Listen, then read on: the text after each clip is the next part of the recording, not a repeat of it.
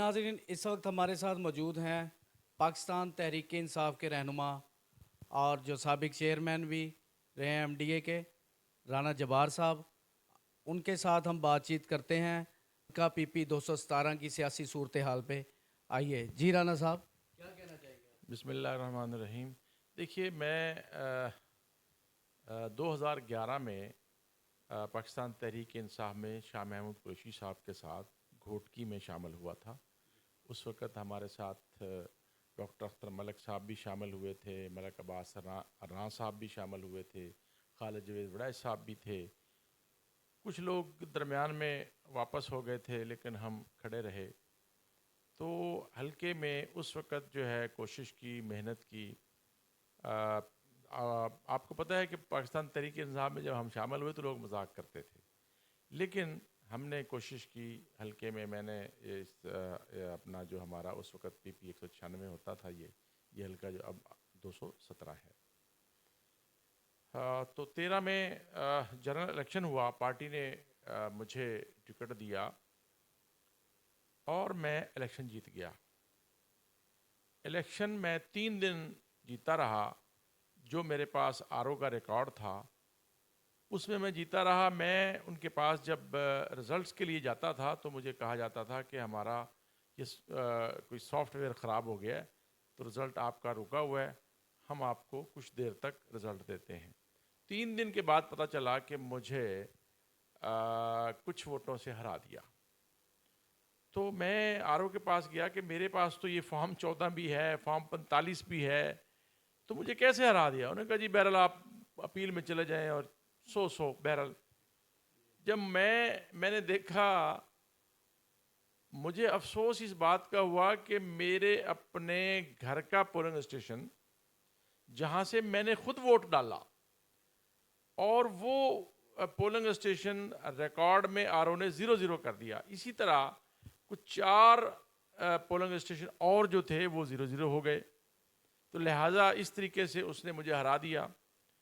میں ٹریبونل میں گیا، میں نے وہاں اپیل دائر کی، اس میں نے محنت کی اور اپنا کیس جو ہے اس میں نے لڑا۔ تو میرے جو مد مقابل اس وقت وہ منسٹر بن گیا تھا عبدالوحید ارائیں، اس کو عدالت نے فار ایور جو ہے وہ نااہل قرار دے دیا۔ اس کے بعد سپریم کورٹ تک اس نے کیس لڑا اور میں نے اس کا پیچھا کیا۔ الحمدللہ وہ فار ایور نااہل آج تک فار ایور ہی ہے۔ میں یہ سمجھتا ہوں کہ میرے کیس کے بعد بہت سے لوگ، بڑے نامور لوگ جو ہیں، جن میں نواز شریف صاحب بھی ہیں، جہانگیر خان ترین بھی ہیں، اور بھی بہت سے لوگ ہیں جو فار ایور وہ ہمارے کیس کے بعد اور ہمارا جو وہ ریفرنس تھا اس کے بعد نااہل ہوئے۔ 2015 میں مجھے پاکستان تحریک انصاف نے ضمنی الیکشن ہوا اور مجھے ٹکٹ دیا۔ عمران خان صاحب بھی تشریف لائے تھے، انہوں نے دیکھا۔ بہرحال اس وقت وزیر اعلیٰ میاں شہباز شریف صاحب تھے، انہوں نے پوری مشینری ملتان میں لگا دی، اور جو ہمارے مد مقابل یعنی شاہ محمود قریشی صاحب کے مد مقابل ایم این اے تھے، 2 مرتبہ ایم این اے رہے، رانا محمود الحسن صاحب، ان کو میرے مد مقابل ایم پی اے کا ٹکٹ دیا اور پوری مشینری لگائی۔ لیکن میں نے پوری کوشش کی، میں وہ الیکشن جو ہے ہار گیا، کوئی بات نہیں، لیکن پارٹی کے ساتھ میں کھڑا رہا۔ کہیں دھرنا تھا، کہیں جلسہ تھا، ملتان میں ہو، فیصل آباد میں ہو، لاہور میں ہو، اسلام آباد میں ہو، تو ہم نے پورے دوستوں کے ساتھ، وہ ریکارڈ کی بات ہے کہ وہ ہم نے اس میں شرکت کی۔ اب جو ہے 18 میں شاہ محمود صاحب نے مجھے کہا کہ مجھے شاہ محمود صاحب نے یہ کہا کہ میں بطور سی ایم جو ہے میں نے الیکشن لڑنا ہے، اور آپ ایم پی اے کی جو یہ سیٹ ہے یہ آپ میری ذات کے لیے چھوڑ دیں۔ میں نے ان کو کہا کہ اگر آپ کو عمران خان صاحب سی ایم بنانا چاہتے ہیں تو میں یہ قربانی دینے کے لیے تیار ہوں، اور میں نے وہ قربانی دی۔ اس کے بعد 2022 میں ضمنی الیکشن آ گیا، اسی پی پی 217 میں سلمان نعیم جو ہے وہ لوٹا ہو گیا تھا۔ اس کے بعد جو ہے پھر الیکشن اناؤنس ہوا، تو میں نے شاہ محمود صاحب سے کہا کہ مجھے آپ بتائیں کہ میں الیکشن کے لیے کاغذات نامزدگی جمع کرواؤں یا نہ کرواؤں؟ انہوں نے کہا نہیں بالکل کروائیں. میں نے کاغذات نامزدگی تیار کیے. جب میں دوستوں کے ساتھ جانے کے لیے ابھی ہم تیاری کر رہے تھے, مجھے کال آ گئی کہ عمران خان صاحب فرما رہے ہیں کہ زین کو الیکشن لڑوانا ہے. میں نے کہا جی ٹھیک ہے, اگر عمران خان صاحب ہمارے چیئرمین ہیں اور اگر وہ کہہ رہے ہیں تو میں وڈرا کر لیتا ہوں.